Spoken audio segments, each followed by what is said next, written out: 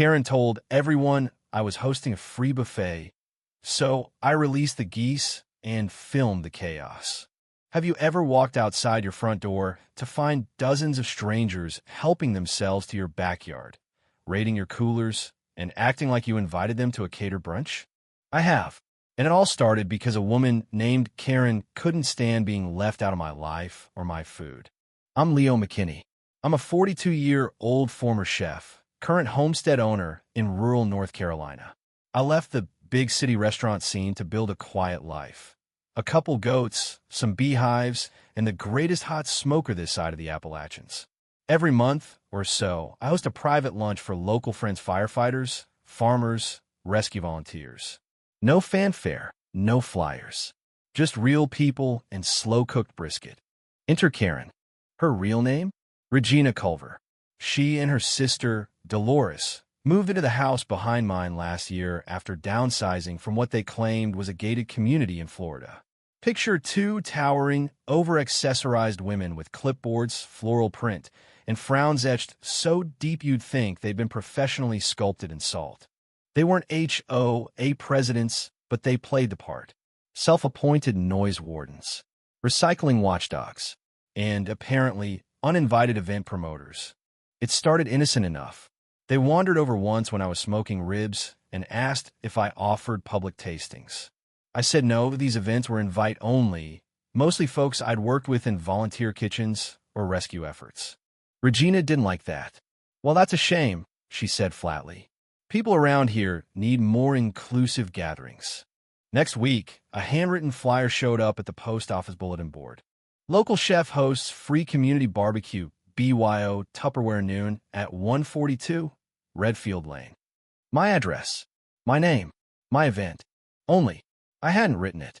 I found out when I walked out at 11:48 a.m. to check on my pork shoulder and saw a line of folding chairs, minivans parked on my grass, and at least 3 dozen strangers unloading plastic containers, paper plates, and even a margarita machine.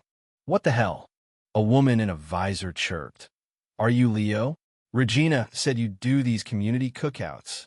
Regina said, and there she was, standing by the gate in a glittery tank top, clipboard in one hand, folding chair in the other, waving like she was hosting the Food Network. "Leo," she shouted, "we've had a wonderful turnout." I stared at her. "You told people I was offering free food?" She blinked, innocent as a malfunctioning Alexa. "I just spread the word. People deserve to know when real culinary culture is happening. You should be honored." "Karen," I said flatly, "you broke onto my property, impersonated me, and now you've got 30 strangers treating my smoker like a buffet line. It's community. You're being elitist." That's when I saw Dolores, her sister, handing out plastic forks by the bee yard. I could have yelled. I could have called the cops. I could have tried to explain permits and trespassing. But instead, I walked back inside, got my phone, hit record, and opened the back barn gate. Because behind that gate, in a shaded yard behind the smoker's shed, lived my secret weapon. 11 loud, territorial, and completely unbothered geese. They were already hissing from the commotion. I whispered, "Showtime," and stepped aside. Hannibal, their ringleader, named after the Roman general, not the cannibal though honestly, both apply, bolted forward. Wings wide, beak screaming. The rest followed. And that's when the honking began. A full body, ground-shaking, air-piercing goose ambush. People scattered. Dolores screamed as one chased her around the picnic table. Kids dropped Tupperware. A man slipped on coleslaw. Someone tried to climb the smoker trailer. One goose flew into a camp chair like it had trained with Navy SEALs. Karen stood frozen, arms up, shrieking, "Someone control these monsters." I filmed the whole thing. By 12:15 p.m., it was complete carnage. One guy was screaming about losing a crock in the goat pen. Another woman begged for mercy while shielding herself behind a cooler lid.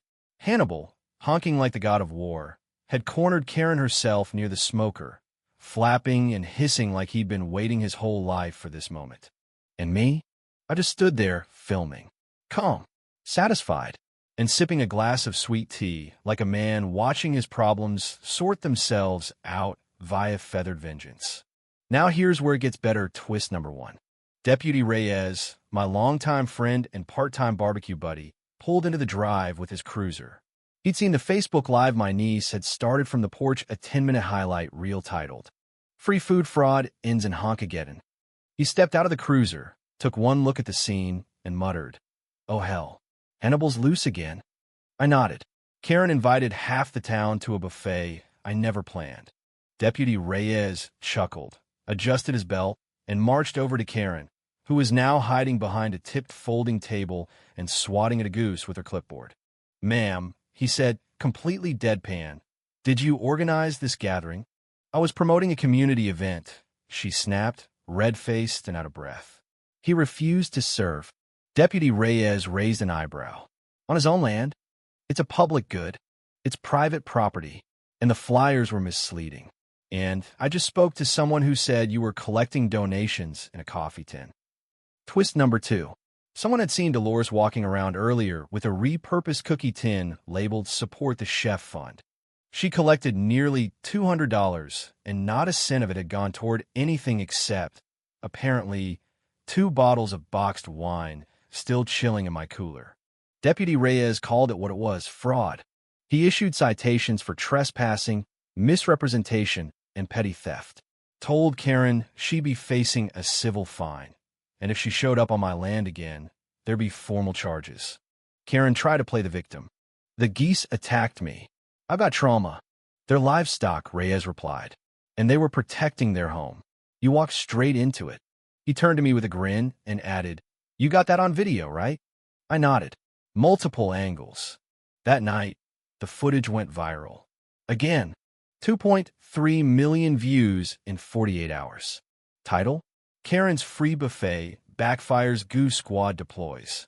A meme page added warm music and labeled Hannibal Commander Honk. Someone else auto-tuned Karen's screaming into a remix. And a cherry on top, the county's annual spring market committee, which Karen had begged to join, quietly blacklisted her from any future public vendor roles. Her neighborhood tea and arts circle got shut down after someone found out she'd used funds to buy herself a monogrammed megaphone. Last I heard, she moved to a retirement condo 2 towns over. As for me, I never pressed charges. I never sued. Because honestly, I didn't need to. Hannibal and his squad delivered justice in feathers and force. I did, however, install a new wood sign by the smoker. Burned in by hand, it reads, "Not a public buffet. Geese patrolled. Trespass equals honk." And every Sunday, folks still bring it up at the farmer's market. "Hey Leo, how's the honk patrol?" They're louder than ever. So I'll leave you with this. If someone lies about you hosting a free meal just to boost their ego, is it wrong to let the birds write the ending?